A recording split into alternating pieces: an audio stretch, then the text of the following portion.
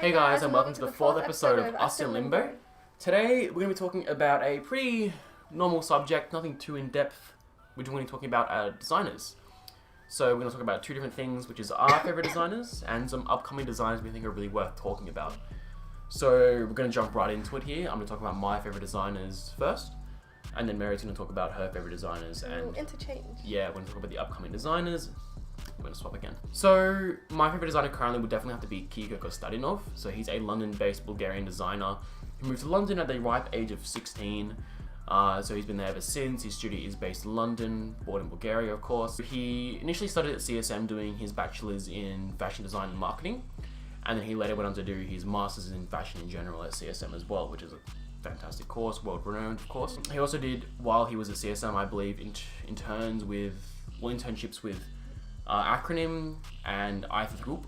So these are some more technical designers there. They're known for their cuts and their fabrics and stuff like that. Absolutely crazy designers. So Kiko really kind of exploded in popularity with, I'd say, the ASICS collaboration in 2018, but then I guess kind of before that it was a Stussy collaboration. So he collaborated with Stussy while he was in CSM for a 35th capsule collection from Stussy themselves. They got Kiko to basically make a bunch of reconstructed and deconstructed pieces with fabric manipulation and such. Honestly, a really cool collection. The stuff he did was fantastic. It was also, I think, debuted in DSM Ginza, or potentially one of the DSMs. There's so many of them, I can't keep track of them. But yeah, so basically that was really big. It was kind of small at the start, and then over time it's gotten more and more harder to find, and prices have gone absurdly expensive now for this stuff, as his early work. Kiko fanatics are just kind of, I guess, hoarding it essentially at this point, I would definitely say. Collector's item now. So in terms of collections though from Kiko, I'd definitely say this his fourth collection, otherwise known as 0004, which was his Spring-Summer 2018 collection, which also debuted the ASICS, which is, I guess, he's probably really big collection that people really kind of caught on to him as a designer. Was my personal favourite. It has this super sinister and evil looking businessman looks that are directly inspired by Lost Highway and Manhunter, which was described in an interview with Kiko. Looking back on it, it's super evident the inspirations there, like looking at the stocking or the pantyhose over the head from Manhunter, and the makeup and the bleached eyebrows and the makeup, like the darker lips from the Lost Highway. It's honestly a super chilling look. It's so great. It ties in really well with the clothing, and it's just fantastic in my opinion there. So coming up with another brand I've been loving recently is a brand called Post Archive Fashion. This is a smaller South Korean brand currently that is on the emerging, I'd say. This is definitely it kind of ties into both the categories here. So I'm going to go over Post Archive Fashion for emerging and favorite designer currently. There's actually not a lot of info about this brand at all right now, from what I can find at least. But I don't even know who the creative director is. It's probably maybe a collaboration of a few people. It's a pretty new upcoming brand, South Korean based, of course. They previously were known as RSST, apparently according to a few sources, but I can't find anything about the brand RSST. So if anyone has any information, we'd love to hear about it. So they've only just recently put out their second collection, and I was just going through the entire lookbook / editorial. It's just so cool. The amount of different cuts and stuff. They have these. All the pattern making. They have these tree bark looking clothing, the pieces of clothing just sticking out everywhere, So cutouts of each of these fabrics are super intricate. Yeah, and all layered all together. It was actually initially displayed as an art installation, which honestly makes sense because of how detailed and even art defining these pieces are. It's just so beautiful. I'll throw a couple photos on the screen, of course, of what I'm talking about. Definitely look into this brand, as I would definitely say it's on the incline and will probably explode in popularity in the future. It's already been seen on people such as Kendrick, and I think Gold Link wore it recently as well. Kendrick wore the bomber jacket from the first collection, which was honestly really cool as well. You'll probably see a trend of my favorite designers and who I think are really worth talking about in terms of the way I love seeing things styled. It's masking people's identities and stuff. On the first runway for PAF and also the second runway, they've both obscured the models and stuff, all their features and stuff. And then you also see that with another design I'm going to be talking about coming up in emerging. Yeah. And Kiko has also done the masked designs and stuff like that in his first more season. Suits of in the first runway, and along with his styling behind the scenes. Also in collaboration with Vanelli Jalaba. I don't know how to pronounce the name. But yeah, they did the same thing with obscuring the identity of the person and just making the clothes do the talking there. It's just something that I love personally, so it just makes me pay attention to these brands so much. So one of my favorite designers is Marc Lebihan. He's a Parisian-based designer that's been here for a while, like a few decades now, I'm pretty sure. And there's actually not a lot of information about him. You have to kind of go out of your way to really look at his work. I would also just say, in the terms of just like style he does, with the more avant-garde, artisanal, dark-wear designers in general, are really hard to find information about. Like, there's like I own a couple pieces, used to own a couple pieces from artisanal designers, and I just couldn't find any information about it whatsoever because it's so undocumented, I guess. So with Marc Lebihan, it kind of fits into that artisanal / dark-wear design, and it's just quite hard to actually find any form of information about these designers here. Yeah, like you can't really access just like the whole life story on the internet, basically. Especially if they're not mainstream. Yeah. He focuses on a lot of timeless pieces instead of trend-based designs. He has a lot of carryover pieces, such as the dancer dress that's quite famous for its polyamide tight kind of slim fitting top, and then his two like layered skirts, which can be bought like as a whole dress or separately as a skirt. But every season he does iterations of it and different colors and sometimes different types of patterns within the skirts and different colors of the top as well. He used to be a weaver, and that's how he built his interest in actually making handmade textiles and being able to manipulate it the way he wanted to. And he was heavily inspired, of course, by Rei Kawakubo, Yohji, and Margiela, and that's how he committed to having a lot more of a smaller color palette in each collection. And he also combines a lot of lighter and heavier fabrics, which creates silhouettes that aren't quite conventional. So a lot of like slimmer tops and then puffier bottoms, or even like the other way around. And it's a more of like a sensual yet romantic and dark filled aesthetic, which I really, really like. And it's quite hard to find here in Melbourne, but I think once you go out of your way and you actually search through the internet, you actually find a lot of his work in a few retailers, a lot more in Europe compared to the Southern Hemisphere. So in terms of upcoming designers, one in particular that has really caught my eye is someone called Dao Yuan Ding.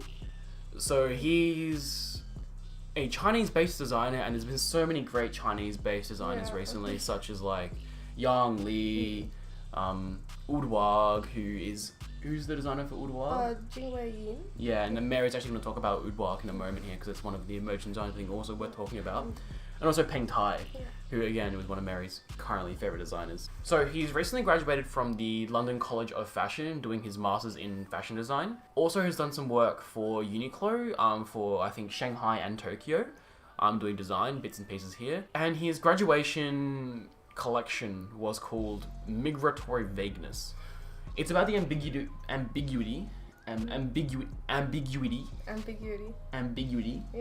of objects and human identities, which is like where nothing is truly defined, I guess, and everything's a mystery, which is pretty cool. Yeah. And it aligns to something you really like. Yeah. So it dons this fantastic, erratic, visually noisy houndstooth pattern all over, and it's just so like crazy to look at. It's just so cool and it's stunning. And again, it has like the design element that I love, where like they obscure like the actual model's identity, and they have like the mask / the veils covering their faces again with that pattern, and it's just so cool looking, and it's just so mysterious, you know. And then like a lot of the actual editorial shots that have been produced for this brand, it's so cool. Yeah, they're so cool, and it's just a good mood. It's just one of those brands that I absolutely love right now, and it's just like I'm really excited to see how that carries in the future.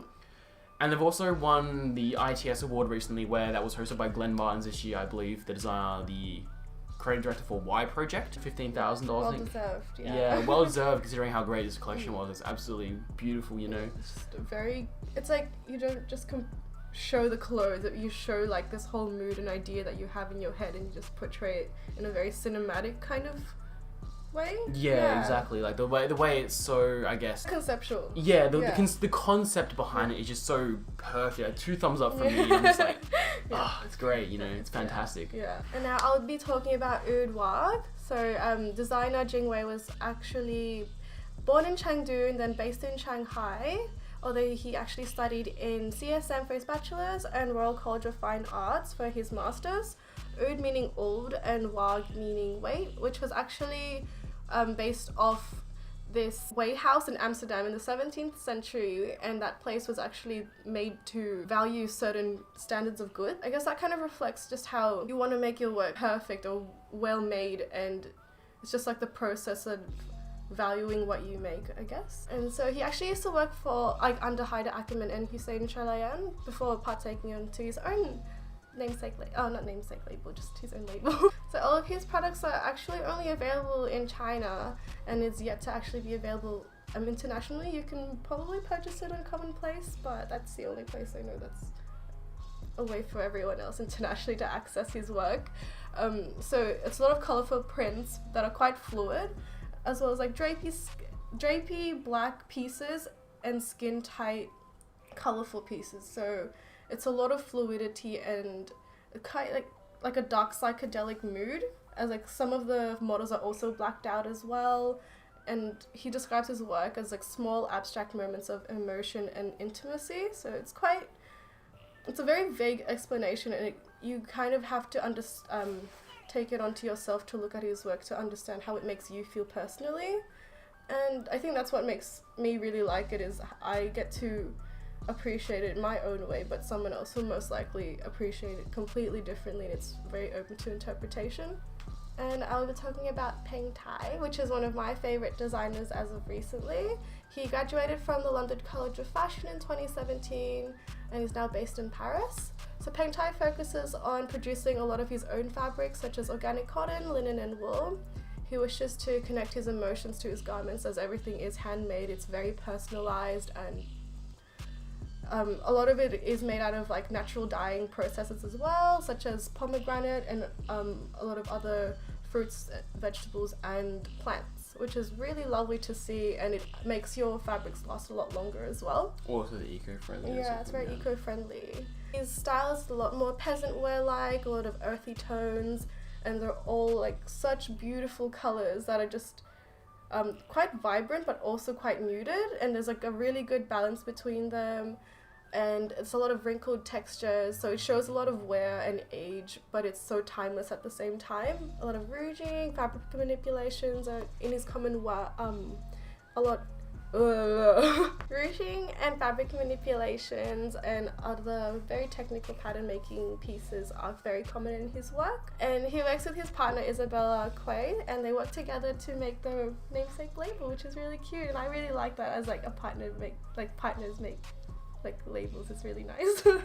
Yeah. Almost relatable there with like Kiko and I think Laura. Is it Diana? Diana he's dating. Yeah. Which is really cute. So thanks for watching today. It was a pretty short to mid-length video here. Didn't want to make it too long. We don't want to bore you with too much information, keep things nice and short and sweet. It's like a skirt, as my teachers in school would say. Keep it short enough the guys are interested, but also not long enough they're not. I hope we kept you interested. Yeah, I hope we kept you interested and stuff like that. Again, thanks for watching. Really appreciate the support, guys. We'll link all of the brands that we've talked about in the description below. We'll throw some links to the Instagrams. Have a look at all of them. They're really cool. Yeah. Anyway, thanks for watching, and see you guys next week. Bye, guys.